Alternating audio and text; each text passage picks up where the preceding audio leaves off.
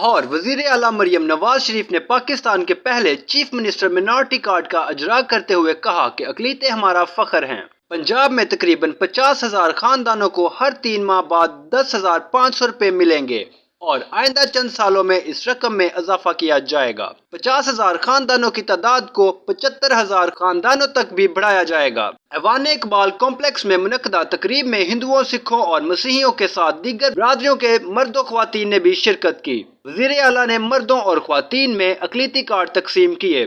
صوبائی وزیر برائے اقلیتی امور رمیش سنگھ اروڑہ نے پنجابی زبان میں تقریر کی اور وزیر اعلیٰ پنجاب کا تہہ دل سے شکریہ ادا کیا۔ چیف منسٹر نے اقلیتی کارڈ حاصل کرنے والے مرد و خواتین کو مبارکباد دی۔ وزیر اعلیٰ نے افتتاحی تقریب سے خطاب کرتے ہوئے کہا کہ اقلیتی برادری کی حفاظت اور ان کی زندگیوں کو بہتر بنانا ہماری ذمہ داری ہے۔